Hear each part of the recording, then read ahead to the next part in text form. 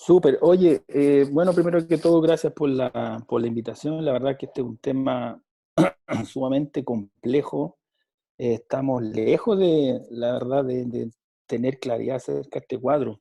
Así que, obviamente, el trabajo colaborativo de las distintas especialidades es sumamente importante en este caso. ¿Ya? Eh, un poquito, ahí sí, ahí sí.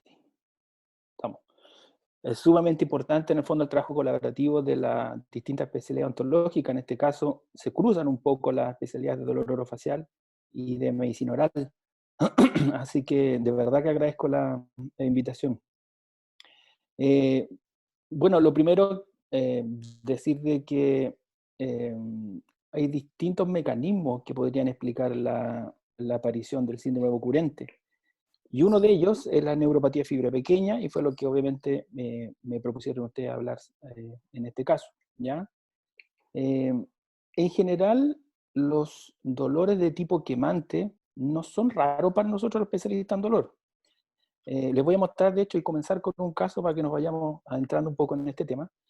Un caso de una paciente, por ejemplo, de 52 años, que relata dolor quemante en la zona de un vano, de un diente 2,6, no 1,6, 2,6, eh, donde la paciente relata que es un dolor intenso, quemante, que apareció posterior al tratamiento de canales radiculares de ese dientecito.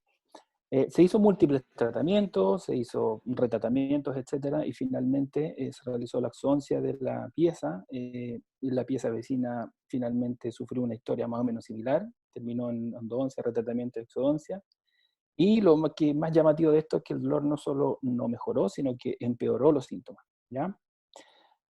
Por lo tanto, este tipo de relato en nuestra consulta no es algo raro, ¿ya? La sensación de dolor quemante en el fondo es típica de un cuadro que nosotros vemos y quisiéramos no verlo tanto en clínica, pero lamentablemente lo vemos relativamente de manera frecuente, ¿ya? Para estos casos muchas veces nosotros hacemos test para evaluar cómo está la percepción de ciertos síntomas. Por ejemplo, aquí en la primera imagen se observa una espatulita que nosotros lo colocamos al frío y estimulamos y comparamos, obviamente, igual como un test de sensibilidad dentario, se compara el lado sano versus el lado afectado, y probamos estímulos térmicos, como puede ser frío, eh, estímulos táctiles y estímulos de presión, que podría ser con la sondita. Si ustedes se fijan, en el fondo esto es súper fácil de hacer en clínica, y esto nosotros se lo enseñamos a los endodoncistas, porque muchas veces ellos se encuentran con este tipo de cuadros posteriores a tratamientos de canales radiculares, ¿ya? Eh, en este caso, en esta paciente, por ejemplo, lo que se observó es que al roce presentaba alodinia, eso quiere decir que generaba el dolor el roce, versus la zona sana que obviamente el paciente solamente sentía la sensación táctil. Con frío también la paciente sintió un dolor en el lado afectado, y al estímulo con la sonda, los pinchacitos, el paciente presentó, o la paciente presentó hiperalgesia, o sea, una sensación de dolor exagerada respecto al lado sano. Todos estos síntomas, ya positivos en algunos casos, en otros casos incluso pueden ser negativos, eh, son, nos dicen de una patología en particular, y que es el dolor neuropático trigeminal postraumático, que es la denominación actual, para los cuadros de dolor neuropático cuando hay un daño ya evidente en una vía neural o en un nerviosito. Y si ustedes se fijan acá, esta es la clasificación nueva que fue publicada reciente ahora en 2020. Dice que es un dolor unilateral o bilateral, crónico, más de 3 meses, seguido de una causa traumática del nervio trigeminal. O sea, aquí en este tipo de cuadro hay una causa conocida, que en el caso de este paciente fue el tratamiento de canales radiculares. Y esto es importante, con síntomas, ¿ya? Con otros síntomas clínicos de disfunción o de alteración sensitiva. Y estos síntomas de alteración sensitiva son estos que yo describí, que pudimos percatarnos con el examen, con esta test cualitativo, con estímulos fríos, etc. En una persona normal, esos estímulos no deberían generar ningún tipo de problema, pero en este caso, en esta paciente, generó hiperalgesia, alodina, etc. Esa historia de trauma más el examen físico nos dan idea más o menos de que este es un cuadro de dolor neuropático. Así que esto, como yo les decía, no es algo raro, no lo vemos pocas veces, ¿ya? Otra cosa que es muy útil, que nosotros lo utilizamos también, es el solo bloqueo anestésico, que en la segunda parte donde habló César, él nombró también en el fondo de que podría aplicarse un poco estos ocurrentes, y eso lo vamos a nombrar al final. Efectivamente, en muchos casos de esto nosotros aplicamos bloqueo anestésico, principalmente para ver el compromiso de las vías nociceptivas. Muchas veces hay pacientes que se les quita o disminuye bastante el dolor con un anestésico tópico. Por lo tanto, eso nos ayuda a predecir cómo va a ser el éxito del tratamiento. Y en casos como este, aplicamos efectivamente como tratamiento anestesia tópica en plastivase, que en este caso muchas veces nosotros lo colocamos con una plaquita de esta resiliente, ¿ya? En otros casos colocamos anestesia local para ver en el fondo lo mismo, para ver si el dolor disminuye, en algunos casos disminuye casi completamente, lo que habla de un compromiso más periférico, y en otros casos donde el dolor disminuye muy poco, y eso habla de que este es un compromiso más central, por lo tanto acá tenemos que usar fármacos que actúan a nivel central, antidepresivos, anticonvulsivantes, etcétera, etcétera, y que nosotros lo ocupamos de rutina en este tipo de casos, ¿ya? Esto es una evaluación subjetiva. Ahora, hay formas de hacer evaluaciones mucho más objetivas que se podrían usar en clínica. El problema del costo de estos exámenes, pero se ocupan mucho para investigación, y que son los test sensitivos cuantitativos, donde permiten determinar de manera mucho más fehaciente, más precisa, por ejemplo, los umbrales, ¿ya? Los umbrales, si se encuentran alterados, si están disminuidos, si están aumentados, que en el caso del dolor neuropático claramente se van a encontrar afectados. Y esto eventualmente se puede ocupar en la región orofacial. De hecho, hay varios estudios que han demostrado en el fondo cómo se puede realizar, hay guías, etcétera, etcétera. Y en estos estudios, por ejemplo, se pudo determinar que hay ciertos umbrales, como por ejemplo los mecánicos, que no son obviamente similares en la mano versus el mentón, o que la detección o el umbral de detección al calor, por ejemplo, es más bajo en la lengua versus el labio, que el umbral de detección del frío y calor es más alto, por ejemplo, en personas mayores, lo que habla obviamente de un cambio, y esto normal en la edad, que hay una disminución de la fibra en ciertas partes. O que, por ejemplo, el umbral de detección mecánico y el calor es más bajo en mujeres. O sea, las mujeres, en el fondo, son más sensibles a ciertos estímulos nociceptivos, en algunos casos, y en otros estímulos que no son nociceptivos, ¿ya? Entonces, la gran pregunta en el síndrome de ocurrente es si hay realmente daño neuropático o hay un componente neuropático, ¿ya? Y la verdad es que en el fondo hace ya un buen rato se viene acumulando información acerca de esto. Solo para recordar este modelito que le copié al doctor Rivera, que está buenísimo, que es un resumen de este review que hizo este autor, que no tengo idea cómo se dice, Jaskelainen o algo así, pero finalmente es un review narrativo, y en él describe que existen dos perfiles de síndrome ocurrente, que sería periférico central. Central, hoy día no nos vamos a meter mucho en esto porque me pidieron de neuropatía periférica.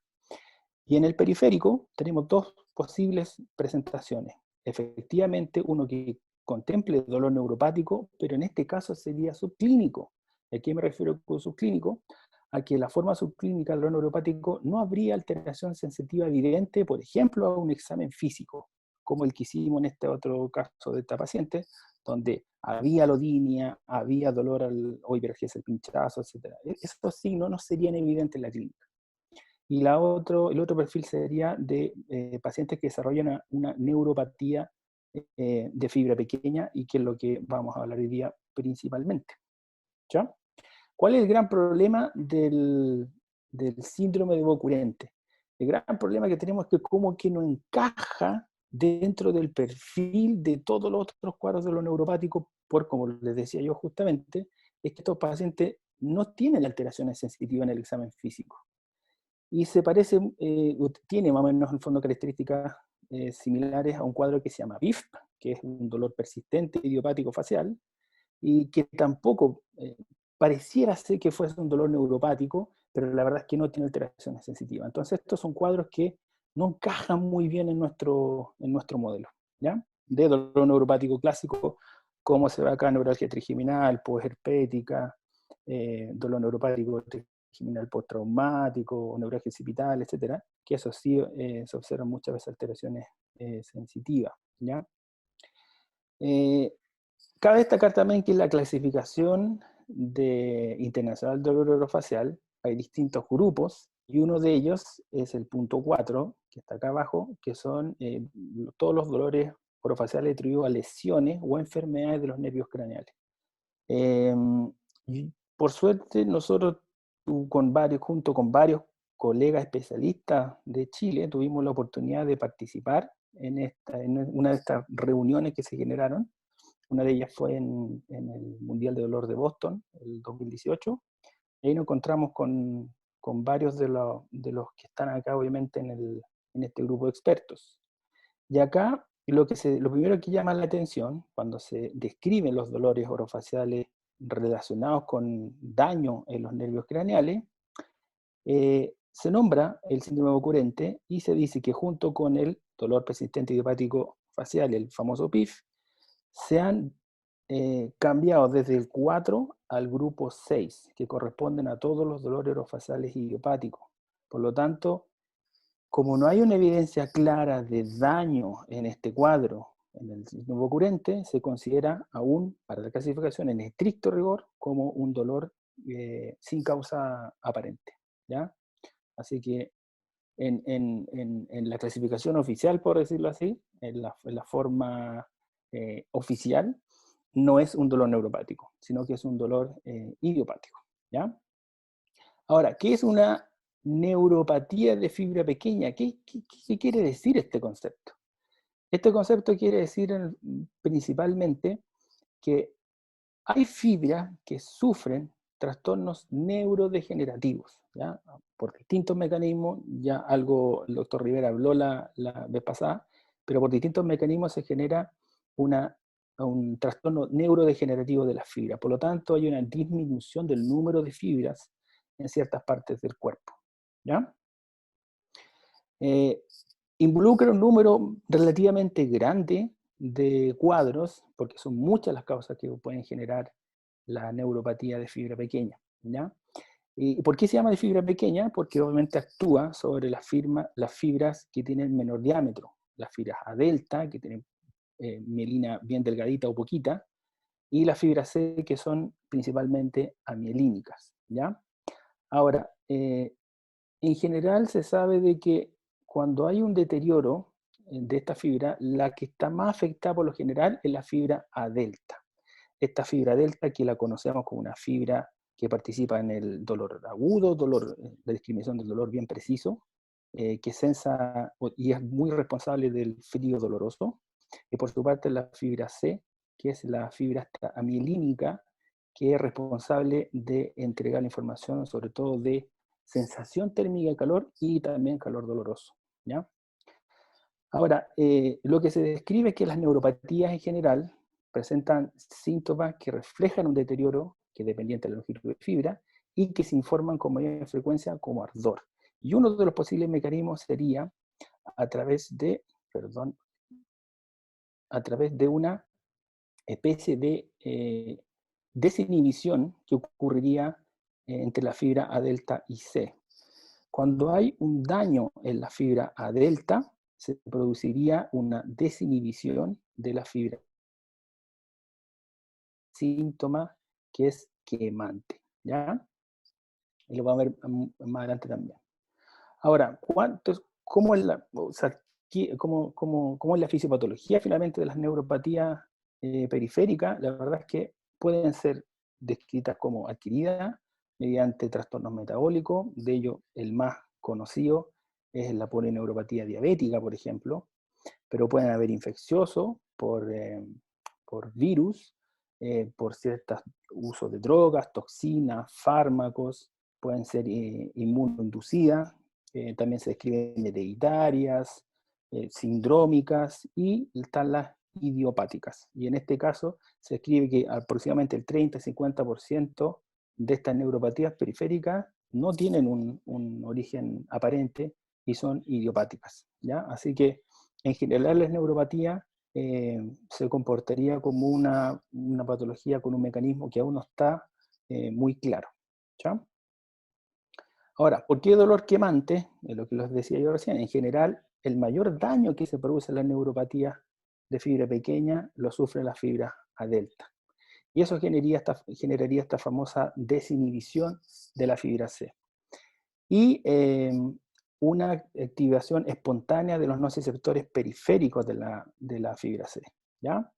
Entonces, como normalmente la fibra A delta se encuentra inhibiendo a esta fibra C, cuando hay daño o muerte por la misma neuropatía, como les decía yo, lo que se genera es una sobreexpresión de este síntoma que es el calor, ¿ya? Así que este síntoma de sensación quemante, la verdad es que es típico de una sobreexpresión de este tipo de fibras, ¿ya? Y sobre todo de expresión de ciertos canales como los TRPV1. Ahora, TRPV1 es un canal que está muy, muy, muy abundante en las fibras C sobre todo, ¿ya? Las fibras A delta principalmente sensan el calor doloroso, o sea, TRPV2 tienen poquito TRPV1 la fibra C, y que son las activadas por la capsaicina. Por lo tanto, estas están encargadas de sensar el dolor sobre 43 grados. Pero la fibra C también envía información no de dolor, sino que de sensación de calor, ¿ya? Y que corresponde a otro tipo de receptores como los TRPV3, etc. ¿Ya? Ahora, para poder entender un poco esto, yo creo que todos alguna vez hemos sentido la sobreexpresión o por decirlo de alguna manera, de la fibra C, y que es que todos alguna vez hemos cometido el error de exponernos al sol, ¿ya? De quemarnos a este nivel, y lo que genera esto una gran sobreexpresión de este tipo de receptores que son los TRPV1, de esta fibra C. Por lo tanto, en forma normal, una ducha que debiera ser agradable de por lo menos, no sé, 35, 38 grados, cuando hay una sobreexpresión de este tipo de receptores y una sobreexcitación de esta fibra, lo que sentimos nosotros esto es dolor, ¿ya? Hay dolor. Entonces, algo parecido a esto es lo que estaría ocurriendo en los pacientes con bocurentes, donde había una sobreexpresión de fibras C, ¿ok? ¿Hay un micrófono ahí? ¿Alguien quería hablar algo? No, ya. No es alguien que entró recién. Yo lo estoy apagando para que si alguien quiere hablar, por favor que levante la mano. Ningún problema, yo les damos la palabra.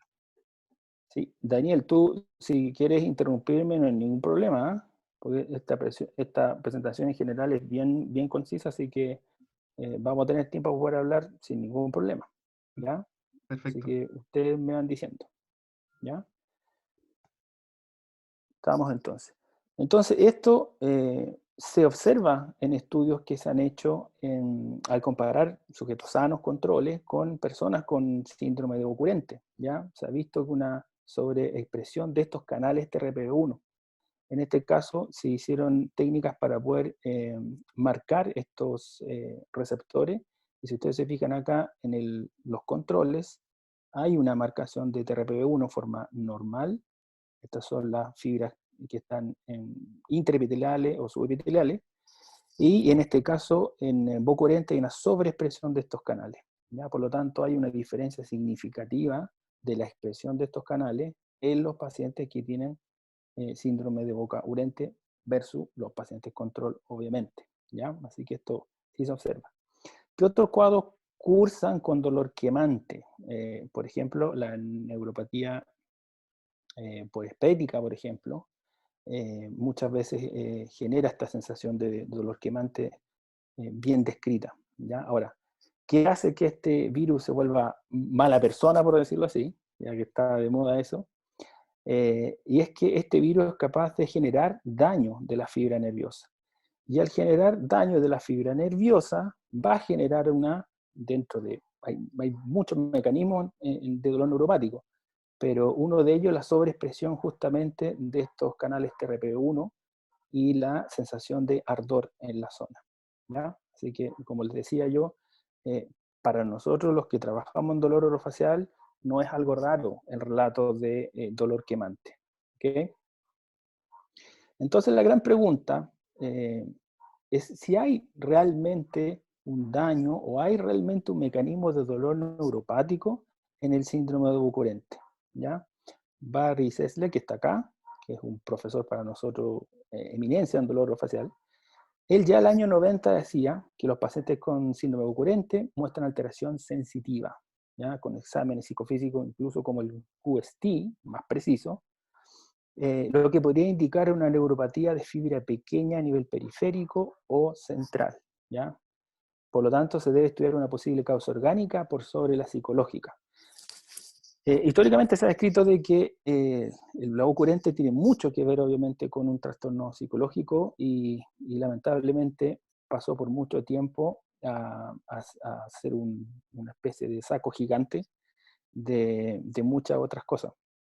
Eh, por lo tanto, con estas investigaciones se pudo empezar a entender, en el fondo, de que al parecer sí había un daño físico, ¿ya? En la lengua, y no solamente esto era un tema psicológico, ¿ya? A pesar de que están relacionados, y entendemos mucho más esto, ¿ya?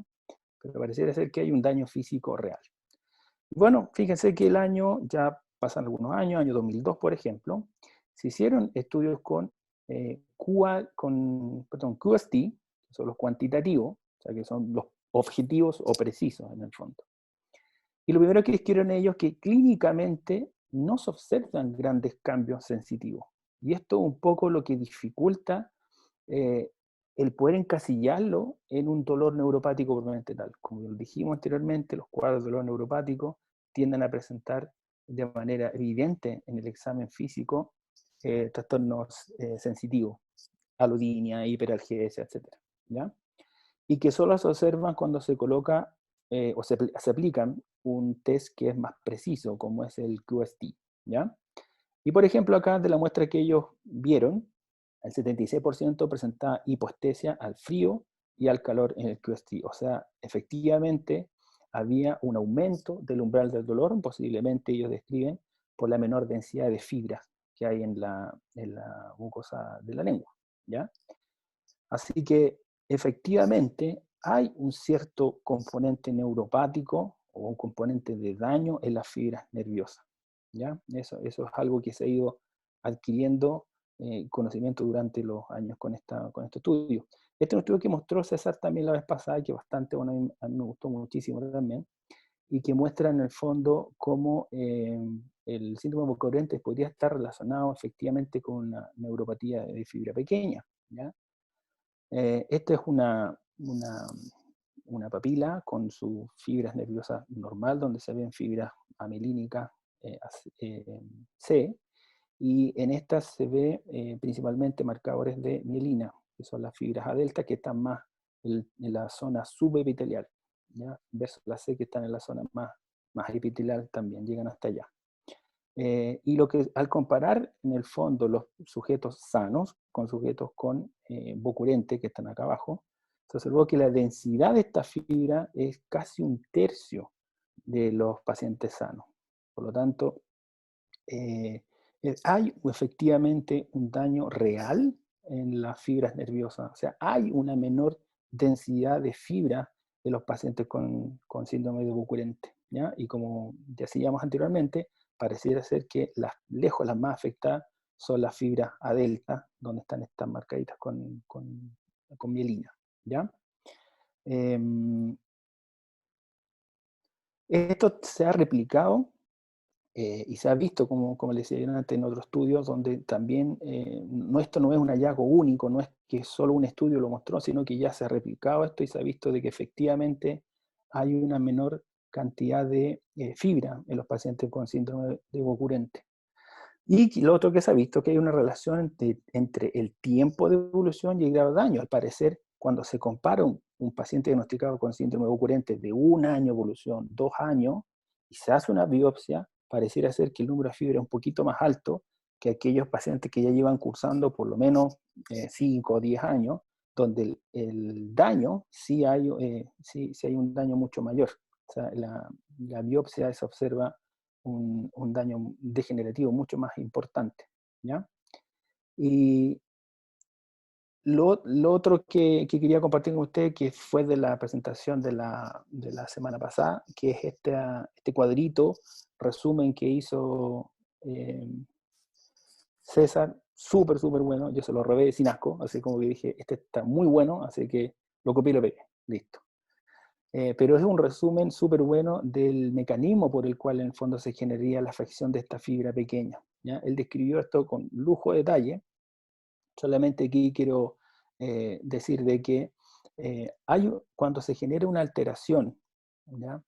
Fisiológica adrenal, producto de trastorno, en este caso, por ejemplo, se habla de trastornos de ansiedad, depresión o menopáusico, hay una disminución de los neuroesteroides que son protectores de la fibra nerviosa. ¿Ok? Eh, Al disminuir los neuroprotectores y la influencia de otros aspectos, y aquí pueden ser todos los que nosotros nombramos, pueden ser aspectos inmunológicos, podrían ser aspectos metabólicos, etcétera, llevan finalmente a la disminución de la capacidad regenerativa y protectora de las fibras. Y finalmente estas fibras comienzan a destruirse y empieza el proceso degenerativo propiamente tal. Y se altera obviamente la función de estas fibras pequeñas, que son las fibras C, por ejemplo, eh, que, que generaría en el fondo alteración de la percepción sensitiva, pero además hay alteraciones, por ejemplo, del gusto, que tiene que ver con la envío de información sensorial, no sensitiva, de las fibras, por ejemplo, A delta. Y en general lo que vimos es que las más afectadas eran las A delta y tiende a preservarse un poco más las fibras C. ¿Ok? Además de toda la vía dopaminérgica alterada a nivel central, que como les decía, César lo explicó súper, súper en detalle. ¿Ya? En el fondo, lo que ocurre es que esta falta de neuroesteroides se ha descrito también que puede ser un mecanismo de dolor neuropático. ¿Ya? Son cambios plásticos que se describen como más tardíos, en los cuales la disminución de estos neuroprotectores como la pregnenolona, la DHEA o la pregnenolona generan finalmente una degeneración de la fibra, muchas veces dependiente de la protección de la mielina. En este caso, por eso se afecta mucho más la fibra A delta. Por lo tanto, hoy en día está el desarrollo de nuevos fármacos. Esto es un target, obviamente, para desarrollar nuevos fármacos que nos ayuden a aumentar los niveles de neuroprotectores y de esa manera restaurar el sistema somatosensitivo, ¿ya? Así que eso está actualmente en desarrollo. Por lo tanto, este trastorno neurodegenerativo hablaría más de una axonopatía más que de una neuropatía. Eso es lo que se describe, ¿ya? Y algunos autores lo plantean así. ¿Ya? Así que esto finalmente termina en la muerte, obviamente, de ciertas neuronas, y por eso es que disminuye la densidad de las fibras nerviosas a nivel periférico. ¿Ya? Otro aspecto súper importante que también lo nombró César es acerca de un perfil especial de pacientes que son los super tasters. Los super tasters son personas que tienen una mayor capacidad de estímulos sensoriales, en este caso gustativo, ¿ya? Y al parecer sería mediado principalmente por una mayor cantidad de papilas gustativas, por lo tanto hay una mayor cantidad de sensores para el sentido del gusto, ¿ya? Y estos pacientes se ha visto que son más propensos a sufrir síndrome de Okurente. Ahora, ¿cuál sería el mecanismo por el cual estos sujetos serían como más propensos a sufrir el síndrome Okurente? Es por una interacción que ocurre entre los nervios que llevan información sensorial y sensitiva. Aquí hay una especie de triada de estos tres nerviositos, que son el nervio lingual, trigeminal, cuerda del tímpano y del glosofaringio, que son los encargados de la inervación tanto sensorial como sensitiva de la lengua. Y lo que se sabe hoy en día es que hay una interrelación que tiene que ver con una inhibición recíproca de estos tres nervios, a nivel principalmente central. La verdad que para poder entenderlo, yo lo voy a tratar de explicar así en simple, para ver si se logra entender. Cuando hay un estímulo, por ejemplo, del gusto, un estímulo sensorial, el estímulo viaja obviamente por el nervio, en este caso si es en la punta de la lengua, que es la zona donde más afectado se ve el vocurente. Ese estímulo sensorial viaja a través del nervio cuerda del tímpano, llega hasta tracto solitario, etcétera, hacia arriba, y se genera en algún punto del sistema nervioso central una inhibición de la percepción del dolor. Y al revés, cuando nosotros tenemos un estímulo doloroso, como puede ser, por ejemplo, algo punzante o algo quemante, ese estímulo doloroso que viaja vía sensitiva, ahora no sensorial, por el nervio lingual, llega hasta el nervio, hasta el núcleo espinal del trigémino, que es donde se procesa la información dolorosa, ¿ya? Y ese estímulo generaría una inhibición de las sensaciones como las del gusto. Entonces, hay una especie de inhibición recíproca entre el sentido del gusto y el sentido, perdón, el estímulo sensitivo doloroso, ¿ya? Entonces, el estímulo sensorial de gusto modula, es capaz de modular un estímulo sensitivo y viceversa. Ahora, lo que se ha visto en los casos de los pacientes con vocurente es que esta disminución de las fibras A delta generaría digeusia y el dolor quemante, debido a que como no hay una menor sensación del gusto, sobreexpresaría la percepción del dolor, ¿ya? Esa es una de las formas que se podría relacionar estos tres nerviositos, incluyendo al glosofaringio, que también se ha visto que en algunos casos se sobreexpresa, ¿ya? Y la sobreexpresión del glosofaringio daría la sensación de amargor. Muchos pacientes relatan sensación amargo, sensación metálica, por ejemplo, y podría ser porque como hay una menor función sensorial, una menor función del gusto, se sobreexpresarían estos otros nerviositos, que podrían ser dolor y podría ser digeusia en el caso del glosofaringio. ¿Ya? Así que esto es importante porque hay ciertas pruebas que nosotros podríamos ocupar para poder, en el fondo, evaluar esta desinhibición que ocurre entre estos nerviositos, ¿ya? Y lo vamos a ver un poquito más adelante. Como les decía, en el fondo hay estudios que han mostrado efectivamente que hay alteración de la percepción del gusto. Se observa en algunos casos que, como en este caso, que hay un aumento del umbral a ciertos sabores en los pacientes con síndrome ocurrente, lo que dice que efectivamente habría una alteración de la vía sensorial en este caso, como es la vía del gusto. Entonces, si hay una alteración de la vía sensorial o del gusto, por ejemplo, por daño en nervio como el cuerda del tímpano, se podría ver una sobreexpresión de los otros sentidos, como sería el glosofaringio con el sabor amargo, o el nervio lingual con la percepción de dolor, en este caso de dolor quemante. ¿Ya? Entonces, para el diagnóstico, nosotros tenemos varias opciones, por decirlo así. Hay varias herramientas que podríamos ocupar para el diagnóstico y que serían lógicas de usar en un caso de un paciente con vocurente. Por ejemplo, hacer un test sensitivo cuantitativo. La verdad es que en el fondo podría ser una opción, porque ya que las pruebas clínicas no son concluyentes, tendríamos que hacer una prueba mucho más objetiva, y esa prueba objetiva podría ser el QST, ¿ya? El problema es la disponibilidad. La verdad es que en el fondo es un examen que no es barato, es caro, y la verdad es que en el fondo ahí vienen los problemas de qué tanto vale la pena usarlos o no, pero los dejo ahí porque claramente en el fondo los pacientes con bucurente sí hay obviamente alteraciones con este tipo de examen. Otra posibilidad es ocupar la biopsia. La biopsia, la verdad es que en el fondo también caemos un poco en el problema. ¿Qué tanta gente tiene la opción de poder acceder a las biopsias con pruebas más específicas? Pero la verdad es que, por lo menos nosotros en la Universidad de Talca, no tendríamos problema en eso. Ustedes nos pueden ayudar harto en eso, así que no hay ningún problema. Y el principal objetivo sería observar idealmente la densidad de fibras nerviosas, epiteliales, infraepiteliales, etcétera, donde sea, pero evaluar finalmente la densidad de fibras. ¿Ya? El problema está que, y está escrito esto también, que pueden haber cambios de excitabilidad neuronal, pero sin degeneración. O sea, hay cuadros de neuropatía fibropequeña que efectivamente dan todos los síntomas, pero en la biopsia no genera un cambio en la densidad de la fibra. Por lo tanto, también si son, estamos hablando de cuadros de Bocurente de corta evolución, posiblemente la cantidad de fibra afectada sea menor.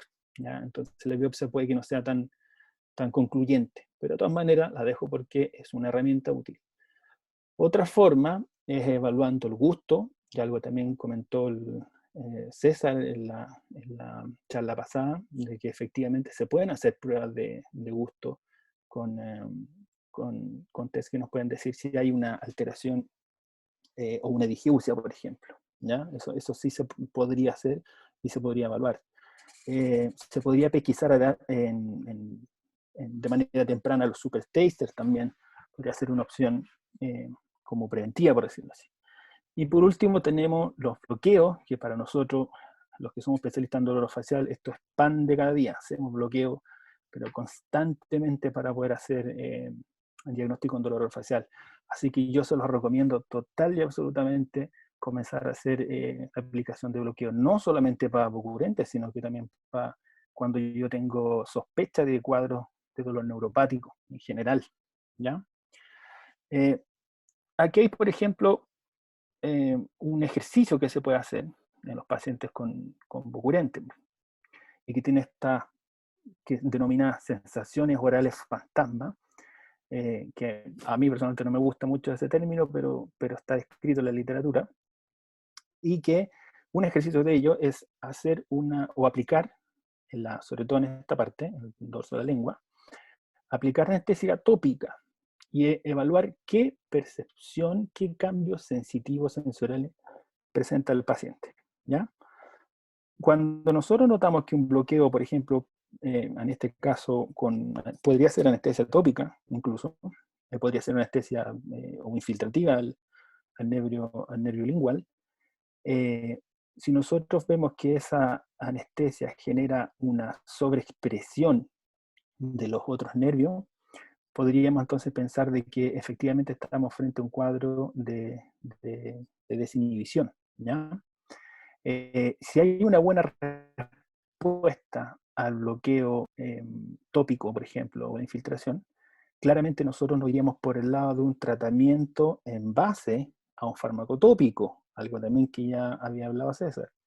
Y lejos el que más conocemos es el clonazepam, ¿ya? Y en la próxima charla viene toda la parte que es tratamiento. Si hacemos un bloqueo y en general aumenta los dolores fantasma o no hay cambio o aumentan estos dolores fantasma, posiblemente un compromiso sea más central. O, y, y cuando tenemos compromiso central, la verdad es que hay fármacos que podríamos eventualmente ocupar, que nosotros ocupamos en dolor neuropático, que tienen efectos centrales. Como yo les decía, hay algunos antidepresivos que ocupamos, antidepresivos tricíclicos, inhibidores de la recaptación de serotonina, noradrenalina, ocupamos anticonvulsivantes, etcétera, que podríamos utilizar para manejar el dolor cuando el origen es más central. Eso nosotros lo hacemos bastante seguido, como yo les decía, en los cuadros neuropáticos más clásicos, como la neuralgia trigeminal o la neuralgia o el dolor neuropático postraumático. ¿Ya? Y también se ha descrito, hay clínicos que describen, y se ha descrito también, de que cuando se realiza un bloqueo auriculotemporal, algo que nosotros también hacemos muy seguido para discriminar dolor articular de otro tipo de dolores, muchas veces aparecen dolores, perdón, sensaciones fantasma. O sea, con una técnica, un aurículo temporal, hay pacientes que describen que aumenta, por ejemplo, la sensación amarga de la boca, ¿ya? Y eso podría un poco indicarnos de que en ese paciente efectivamente hay un proceso de desinhibición importante y que ese paciente posiblemente sea un candidato a más adelante tener bocurente.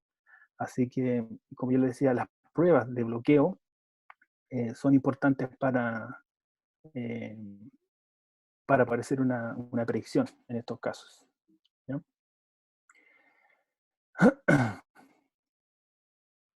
Finalmente, me gustaría comentarles y un poco reforzar este último mensaje, es que nosotros como odontólogos, la verdad es que tenemos la opción de poder hacer estas pruebas. No es algo raro, no es difícil de hacer, son pruebas súper sencillas. Y la verdad es que en el fondo eso nos puede ayudar a determinar un poco el perfil que tiene este paciente, ¿ya? Si es más similar a una neuropatía pequeña propentetal, si es más parecida a un neuropático, ¿ya? Con características subclínicas, etcétera. Yo la verdad es que en el fondo lo insto a todos a que cuando se encuentren con este tipo de paciente hagan estas pruebas, porque la verdad es que son fáciles de hacer y en clínica la verdad es que nos pueden ayudar muchísimo. Eso es, así que como les decía antes, agradezco la invitación y obviamente estoy dispuesto a las preguntas. Ya, perfecto. Entonces, bueno, en primer lugar le damos las gracias al doctor González por su excelente presentación y abrimos entonces la discusión para poder en este caso responder las preguntas y inquietudes que tengan los participantes. Como les decía, si alguien quiere hacer la pregunta directamente, le pedimos que levante la mano con el botón de la aplicación, en este caso en participante, para poder darle la palabra. Hasta el momento tenemos dos consultas, doctor. Más que nada, el primero, un Dígame. comentario del doctor Jorge Barahona, ¿ya? Ujú, Que dice que en este caso, como todo dolor orofacial crónico, hay componente biológico real y cuantificable, junto con un componente emocional muy importante, ¿ya? ujú. Eh, También la doctora Verónica Palacio nos consulta particularmente por las biopsias, eh, sí que se evalúan en este caso las fibras subepiteliales, sí que eso es verdad, y qué tipo de marcación en este caso, por ejemplo, se puede hacer con inmunohistoquímica, si un marcador S100 o para fibras específicas, en particular sería interesante hacer. El ideal sería para fibra específica, o sea, lamentablemente hay muchas técnicas inmunohistoquímicas que no son tan precisas, o sea, marcan en el fondo fibra nerviosa. La gran forma de diferenciar fibras A, delta y C sería la presencia y ausencia de mielina, pero la verdad es que yo desconozco ahí, ustedes son mucho más expertos en el tema de si hay marcadores específicos para poder definir, por ejemplo, sería ideal definir eh, fibras que están transmitiendo, por ejemplo, gusto y fibras que están transmitiendo información nociceptiva, probablemente tal.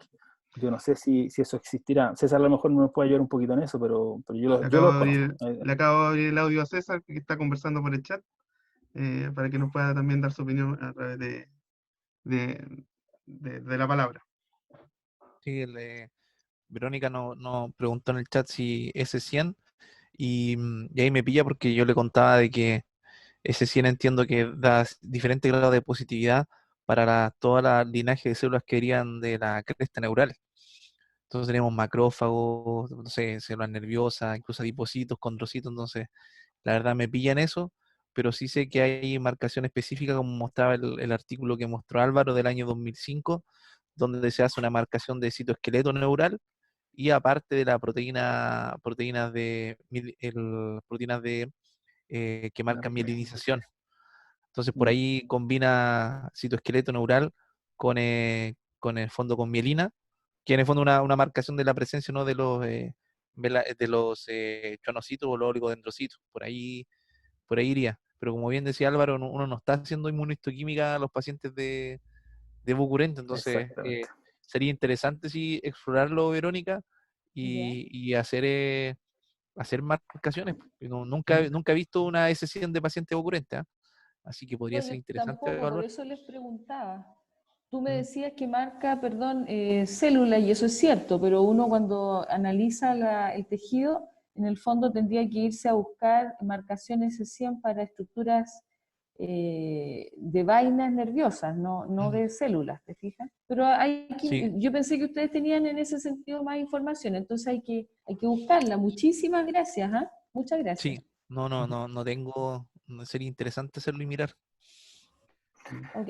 Bueno, el potencial de aquí de investigación es brutalmente grande. El tema es conseguir los pacientes. Eso hay que acumular. Así que es un trabajo para largo aliento. No es algo a corto plazo. Más aún, por ejemplo, esto mismo de tomar biopsia en pacientes que no tienen ninguna alteración morfológica, que pase un comité de bioética es un gran Exactamente. desafío. Exactamente. Hay otra consulta, dice que en este caso el doctor Tomás González dice, la neuropatía de fibras pequeñas tiende a ser una explicación de origen periférico. ¿Cómo hacemos el nexo con el origen central del síndrome de Boccurente?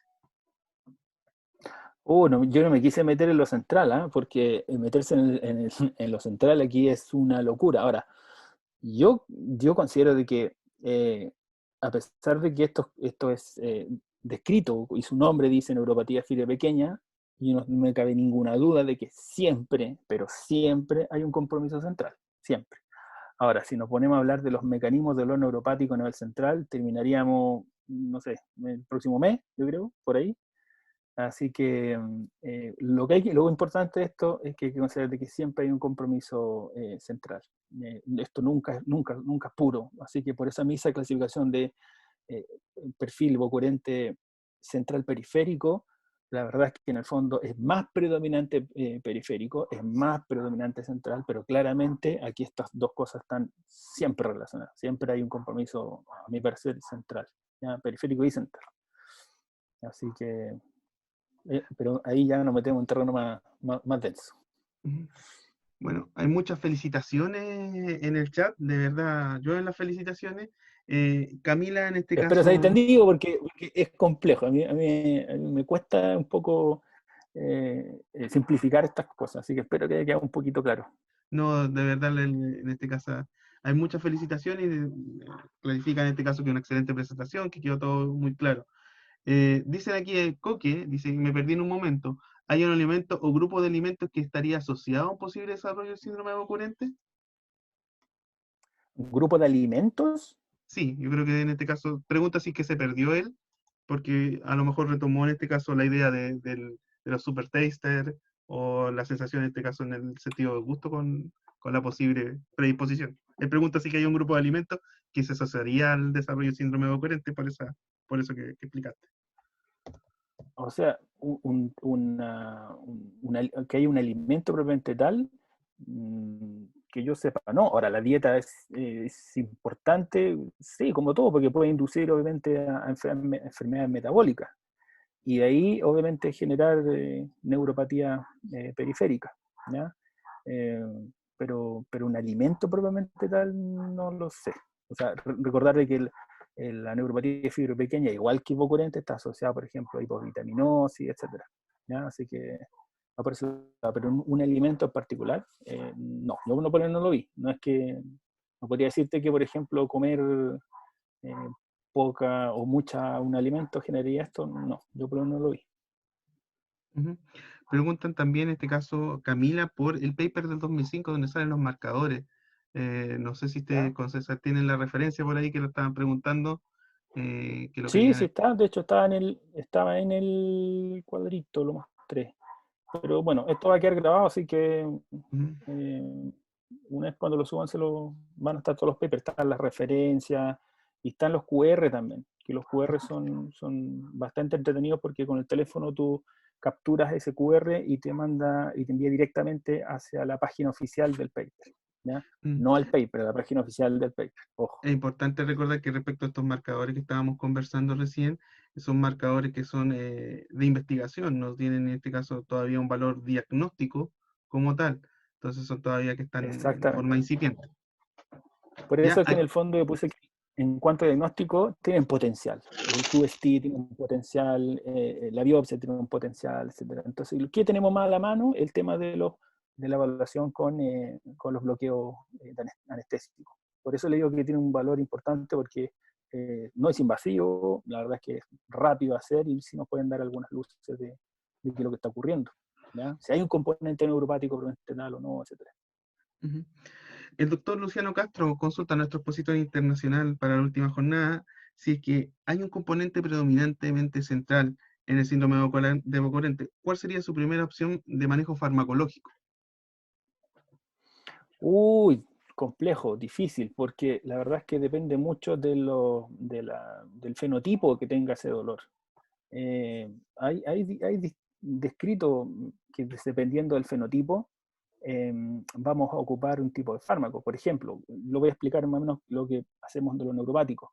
Hay pacientes con dolor neuropático postraumático que generan un fenotipo en el cual el dolor es espontáneo, es un dolor punzante, etcétera, que se parece más a la neuralgia trigeminal. En esos casos, lo que queremos hacer es bloquear canales de sodio, entonces ocupamos carbamazepina, ¿ya? En algunos casos. En otros casos donde el dolor es más continuo, etcétera, queremos bloquear otro tipo de canales, ¿ya? De calcio, por ejemplo, y ahí podríamos ocupar pregabalina, ¿ya? O sea, no existe una receta para esto, pero sí se describe que dependiendo del fenotipo que presenta este paciente, nosotros deberíamos ocupar el tipo de fármaco. En algunos casos nosotros nos ayudamos también por, como les decía, de antidepresivos, que son inhibidores de la recaptación de serotonina, de adrenalina, que nos van a ayudar obviamente a potenciar el sistema inhibitorio ascendente y de esa manera controlar el dolor de manera central. Esos son fármacos que nosotros, como les decía, ocupamos muy de rutina en la práctica clínica, ¿ya? Así que no hay una receta para esto, ¿ya? Pero los fenotipos sí podrían ayudar. En el caso del Bocurente, la verdad es que lo que yo he revisado en cuanto a eficiencia, no han andado muy bien los fármacos en general, los NNT, en el fondo no son tan buenos. Se ha probado amitriptilina, se ha probado en el fondo la misma inhibidores de la recaptación de serotonina, etcétera, u otros. Y la verdad es que en el fondo los estudios han mostrado resultados bien un poco diversos. Yo creo principalmente a que el diagnóstico no ha sido a lo mejor tan preciso. La selección de la muestra posiblemente no sea tan buena. Y por eso los ensayos clínicos no son tan precisos en este tema que es ocurrente. Porque, como les decía, el diagnóstico no es fácil, ¿ya? En el dolor neuropático es más fácil, porque hay una evidencia en el examen sensorial donde nosotros vemos efectivamente de que el diagnóstico es un poquito más fácil que en el caso del Bocurente. Entonces nuestra muestra va a ser mucho mejor, y si la muestra es mejor, obviamente los resultados van a ser concluyentes. Yo creo que van más que nada por ese lado, ¿no? Me atrevería a decir, así súper así como opinión personal, ¿ya? Pero efectivamente fármacos de acción central son importantes usar en estos casos. María Jesús consulta si es que nunca le han hablado en el síndrome de Bocorente de una sensación de boca grasosa. Boca grasosa, no. No sé, César, no sé si les ha tocado. Sensación grasosa. No, yo nunca me Así han como reportado que eso. como me comí una cucharada de mantequilla, una cosa así. ¿Puede ser o Supongo, no? porque dice así grasosa entre comillas, dice María Jesús. Como que es como la sensación como de aceitosa, como oleoso. Sí, yo por lo Bernardo menos habló de algunas sensaciones que le reportaban en la clase, la charla número 1. Él habló de algunas sensaciones que él había visto, pero no recuerdo grasosa. Por ahí está Bernardo, ¿cierto? Ahí está Ahí está conectando él. el audio, doctor. Sí, hola, buenas tardes a todos. Excelente presentación. Primero, Álvaro. Me cuesta no decirte tata, Álvaro, ¿eh? Pero Sí, felicitaciones. estamos confianza, estamos confianza. Sí. No, la verdad es que estamos aprendiendo un montón con esto. En relación a lo que preguntaba María Jesús, bueno, yo mencioné justamente en la primera charla varias descripciones que habían hecho pacientes. Sin embargo, ninguna de ellas coincide con esa sensación de boca grasosa. No tengo recuerdo al menos. Sí, me acuerdo, y que incluso está por ahí puesto en algún escrito, varios pacientes me hablaban de la sensación de arenilla en la boca, ¿verdad? Y también sensación de sabor metálico, Sí, lo clásico sí. que también ha sido mencionado por Álvaro ahora. En algún caso me estoy acordando, ¿verdad? Algún paciente decía que sentía como le corrían las bacterias por el paladar hacia abajo, una cosa así específicamente. Eh, entonces, no, respecto a eso, de boca grasosa no. Lo que sí puedo mencionar en algún momento, o sea, dos cosas más, si me permiten acotar acá, es que uno en relación a biopsia y otro en relación a farmacoterapia. En relación a biopsia, nosotros tenemos la experiencia bastante anecdótica, yo diría, porque son solo 2 casos que sí tomamos biopsia en el hospital, aún en contra o, digamos, estando un poco reñidos con la real indicación de esto, pero el paciente, en el caso de un hombre y en otro caso de una mujer, estaban como bien complicados y les cuento que en ambos casos tomamos la biopsia, en donde pedimos a los pacientes que nos dijeran cuál era la zona que más sentían el problema. Curiosamente, en ninguno de los 2 casos fue la lengua, pero lo más curioso todavía es que una vez que tomamos la biopsia, en ambos casos el dolor desapareció. Entonces, como digo, son anecdóticos, obviamente, puede ser efecto placebo, no sé qué puede ser, pero nos ha ocurrido algo similar incluso con algunos procedimientos con neuralgia del quinto par, por ejemplo. En relación a farmacoterapia que mencionaba Álvaro y que preguntaba Luciano, aprovechamos de saludar a Luciano, que lo tenemos ahí como para el cierre, ¿verdad? Nosotros sí hemos probado con carbamazepina y con pregabalina. Y tal como dice Álvaro, no tenemos un resultado que nos diga, oye, esto le hace bien a todo el mundo. No.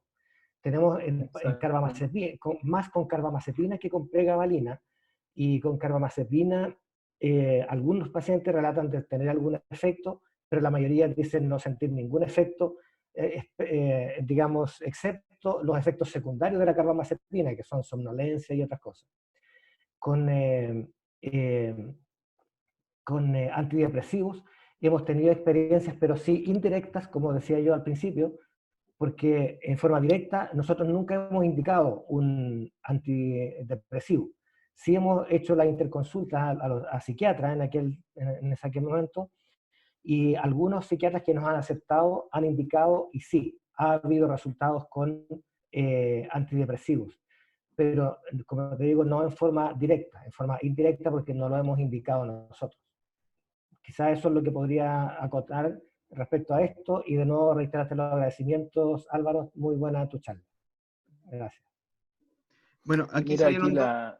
Ah, disculpa. la doctora Iturriaga, que es de la Universidad de la Frontera, ellos tienen un centro de dolor orofacial asociado al posgrado, al programa que tienen ellos, así que tienen harta experiencia ahí. Dice que también la sensación grasosa no lo ha visto en la UFRO, así que o es un síntoma nuevo o no era ocurrente.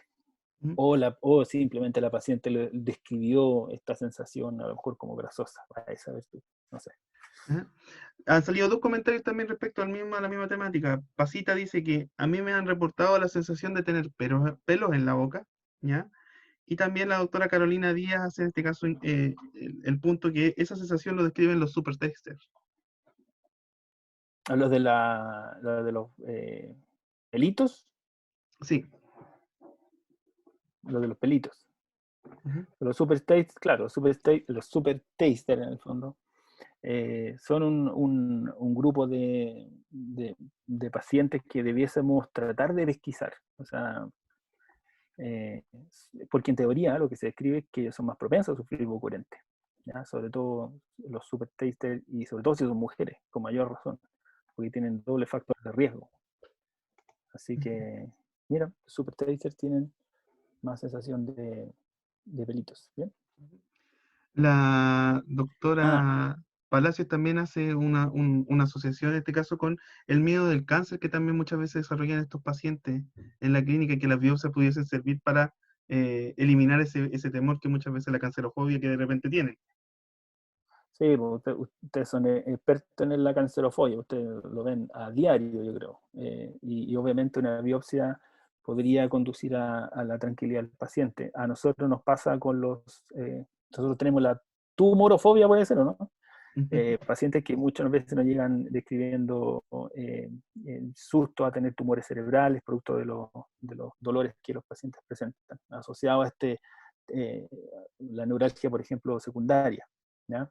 Así que ustedes sufren de cancerofobia, nosotros un poco de tumorofobia cerebral, así que nos piden muchas veces resonancias cerebrales, y uno a veces los indica casi como por tranquilidad al paciente, ¿ya? Así que sí, obviamente.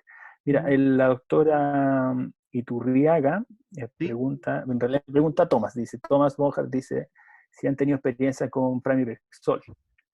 Yo nunca, no sé ustedes. mm, doctor Venega, doctor Rivera, el doctor Castro que también estaba por ahí, Luciano Castro. Dice que no, el César. Claro, que tendría lógica, Ya, ¿eh?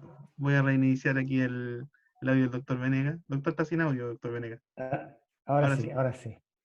No, en relación a eso último, no, lo que sí estaban recordando, ¿verdad? Aquí alguien mencionó la sensación de pelitos en la boca, sí. La verdad es que eso se me olvidó mencionarlo, es tremendamente frecuente. Muchos pacientes relatan eso. Ahora, algunas veces también ha sido asociado a hipocialia, ¿eh? Entonces es importante ahí lo que decíamos en ese momento también, medir la salivación del flujo salival del paciente. Nosotros generalmente usamos el test de SPIC, que se llama normalmente, ¿verdad? Que no es un nombre muy agradable, yo diría, pero flujo salival no estimulado. Entonces, eso es un tema. Y por lo tanto, uno de los tratamientos, en este caso que nosotros hacemos, como dije yo, es el uso de saliva artificial o incluso este sustituto salival casero que le llamamos nosotros. Pero también en relación a ver cuál era farmacológico, decía, Claro, el Pramipexol en ese caso, que tendría lógica por el tema de si nos vamos por la vía central, que tiene que ver alteración del sistema dopaminérgico, ocupar el Pramipexol tiene totalmente lógica. La verdad es que yo nunca me he puesto a revisar en el fondo la efectividad del fármaco y qué tantas veces ha sido probado en ensayos clínicos. Ahí yo lo desconozco. A lo mejor el sí, mismo Thomas no podría ayudar en eso. sí, puede ser. No tengo experiencia con eso, Álvaro, no tengo experiencias con eso.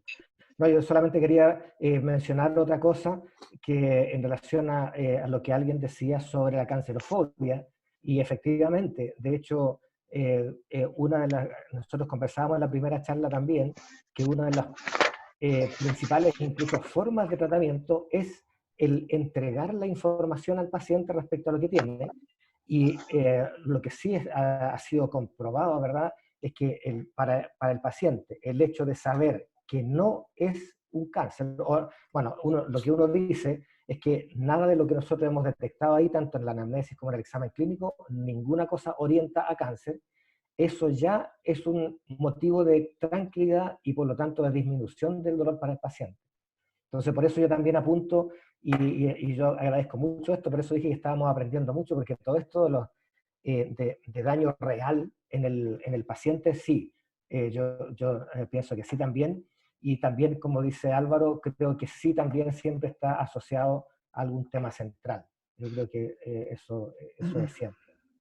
El doctor Mira, Castro aquí hace un comentario, un aporte en relación al Pramipexol. Dice que hay reportes en la literatura con uso exitoso del Pramipexol, pero todavía no existe ensayos clínicos aleatorizados con el fármaco.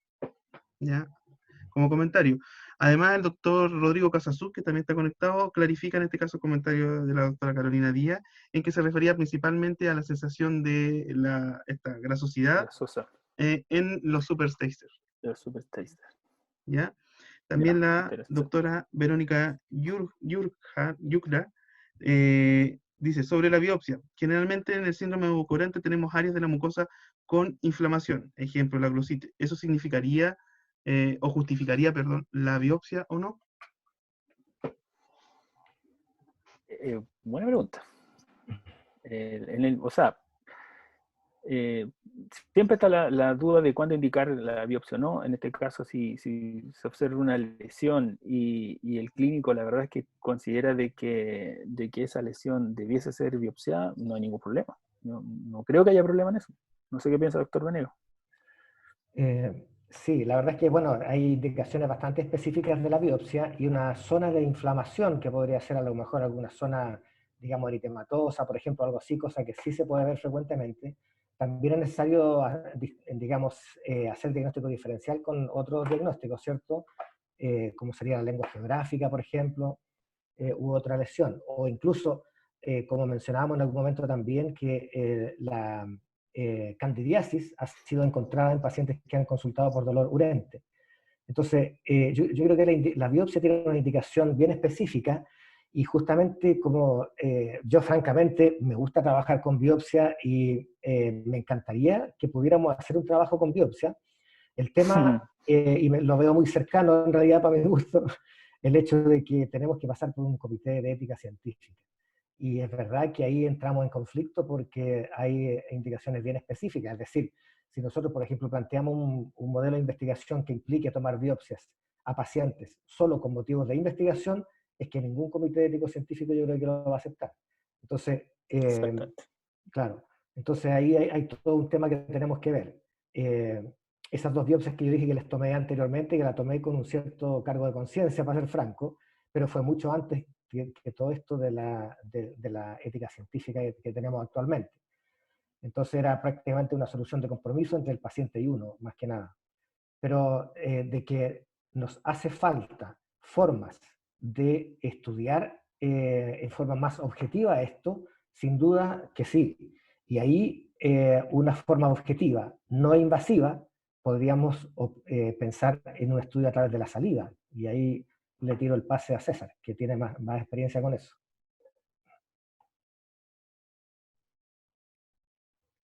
Van a activar César. Daniel, César tiene el micrófono apagado. Daniel, a lo mejor Daniel se lo Ahí sí, desactivó. ahí sí, Ahí sí. ahí estoy. Sí, hay un estudio de proteómica en saliva de pacientes con Bocurente que evaluó metabolitos y lograba separar los grupos, digamos. Entonces, yo creo que un buen desafío podría ser, ahora con largo aliento, y es difícil ahí postular un proyecto de investigación porque, como bien decía Álvaro, conseguir el número de pacientes y personas que tengan paciencia, tanto paciencia de un punto de vista investigativo, en proyecto de investigación 3 años, un plazo corto para Ocurrente, creo yo, como los pacientes de que nos acompañen y que en esta investigación sería trabajar en términos diagnósticos, aunque sean pocos casos, pero definirlo súper bien, hacer todos los análisis necesarios, punto sistémico, local, para poder llegar primero a una certeza diagnóstica y luego de tener esa certeza diagnóstica bien definido, siguiendo una definición actual de Bucurente, que puede ser esta que está en cefalalgia, poder ir explorando saliva u otras cosas, porque yo concuerdo con Álvaro lo que dice, la definición de los casos está media compleja. Y en base a lo que decía Bernardo, yo estaba viendo acá que yo me acuerdo que incluí pacientes de boca urente en un proyecto del año 2017 que busca evaluar proteómica, y estaba justo en la duda de si estaban incluidos las biopsias de pacientes con boca urente. A ver, aquí el 3RU. Sí, hay un proyecto, Bernardo, del año 2017, donde está incluido el análisis proteómico tanto de saliva como de biopsias de pacientes con enfermedades que yo definí como 3RU, que serían enfermedades crónicas, recurrentes y de etiología desconocida. Está incluido el líquen plan oral, el síndrome de Ocurrente, la estomatitis aftosa recurrente y el líquen, el pénfigo vulgar oral. Sí, Todo en sí. un mismo proyecto, tanto biopsia como saliva. Sí, perdón, me acuerdo, pero eso, perdón, son biopsias retroactivas, perdón, Re- retrospectivas, César. retrospectivas, sí. Sí, Así retrospectivas. que Sí. habría que tomar ese proyecto. Yo recuerdo que no incluía biopsias de pacientes con Bucurente, pero recuerdo que Alan Roger, Dos Santos Silva, de Unicamp, sugirió incluirlas basándose en estos artículos que mostraba Álvaro del daño orgánico, que ese daño orgánico podría justificar la inclusión de biopsias, pero era todo retrospectivo, así que habría que modificar el proyecto y hacerlo prospectivamente, y ahí habría una base. De aprobación ética, por lo menos ya fue aprobado la cosa retrospectiva. Habría que ver cómo andaría esta cuestión prospectiva ahora. Ahí está lo difícil. Sí. Pero Bernardo es presidente del comité de ética. Hay santos en la corte. Por eso es que se hace más difícil Se todavía. hace más difícil todavía, ahí es más difícil, más complicado. Claro. Lo perdemos como santo. No hay que ponerlo en el proyecto de nombre para que pueda Sí. sancionar, doctor. Si no, la doctora Palacio hace hincapié en que, como tal, el síndrome de Ocurrente no presenta en este caso manifestaciones, por lo tanto, debe tener una mucosa sana. Si no, no es síndrome de Ocurrente, ¿ya? También se ha A no ser que mandado... tenga ojo, Daniel, a no ser que tengan cuadros concomitantes, que se puede dar perfectamente. O sea, hay veces que pueden dar cuadros concomitantes. También Así es verdad. que sí pueden, eso es algo innegable, ¿ya? Ajá. Pero por protocolo diagnóstico, por cómo se cree, claramente no debe haber una lesión evidente. Si hay una lesión evidente, tendería a sospechar de que posiblemente no sea ocurrente, pero no lo puedo descartar, porque pueden haber concomitantes todos los cuadros perfectamente. ¿Sí? El grupo control también, como Sí. dice Luciano Castro acá, ¿cómo conseguir? ¿Cuál es el grupo control? ¿Con quién Paciente vamos a sano, comparar? biopsia. ¿Tener pacientes sanos de biopsia de lengua? Está complicado en Claro, Chile, quizás en otros países se puede pagar. Lo que se podría hacer, Luciano, es comprar lo que se llama los tissue microarray, los TMA, hay tejidos sanos disponibles para banco, comprar, un los banco. bancos. Entonces, si Sí. vienen varios cortes de tejido, se pueden comprar, a veces vienen de 4, 5 hasta, ¿cuánto es el máximo? No me acuerdo bien si, me diría un carril, pero yo he visto placas con más de 20 casos montados. Son pequeños circulitos de muestras de tejido, y ahí podría uno hacer el contraste. Bernardo, ¿cierto? Víctor, para cáncer compró TMA, ¿cierto? Sí, Y, efectivamente, sí. y vienen hartos pacientes. Por ahí podría ir el control, pero no tenemos la historia clínica de ese paciente. Eso sí, no hay historial. La región anatómica, sexo, edad, y creo que no más viene en el TMA. Y hay un problema porque nosotros queremos explorar también el paciente ocurrente desde un punto de vista sistémico. Ujú. TNM habría que agregar que había en el caso del que nosotros utilizamos. TNM. TNM en el caso de cáncer, Mm. sí. Mira, Luciano propone algo que deberíamos hacer. Yo creo que en Chile hacemos muy poco y deberíamos empezar a hacer, que es hacer estudios multicéntricos. Propone inmediatamente ponerse a trabajar en este tema a nivel multicéntrico. Es algo que deberíamos hacer mucho más en Chile. ¿Ya? Se hace muy poco. Y el N aumentaría considerablemente, obviamente. Ujú. Sí. Así es. Yo creo que es Yo una creo muy que buena propuesta. Sí. este ciclo de charlas yo creo que puede ser la base para muchas actividades de investigación como la que está poniendo el doctor Castro, así que ahí está el desafío, ya están las cartas tiradas. Otra cosa que también salieron bastante en el chat, estaban compartiéndose estudios, papers, y además en este caso también algunos protocolos ya, con información científica. César, ahí menciona un protocolo, una propuesta de abordaje para el tratamiento central con clonazepam de 0,5 miligramos al día, amitriptilina y gabapentina, para poder en este caso hacer un manejo central, un abordaje Claro, central. eso tiene total y absoluta lógica. Clonazepam en el fondo usarlo de manera tópica y también hacer un componente central con amitriptilina y gabapentina, que la amitriptilina es lejos la que tiene mejor evidencia para manejo de los neuropáticos. Y gabapentina o pregabalina en su efecto. Pero sí, ese protocolo tiene total y absoluta lógica y de hecho lo ocupamos en dolor neuropático. A veces ocupamos 2, 3 fármacos sin ningún problema. ¿Sí? Ujú. Tiene lógica eso. Ya, pues, estamos entonces ya sobre la hora.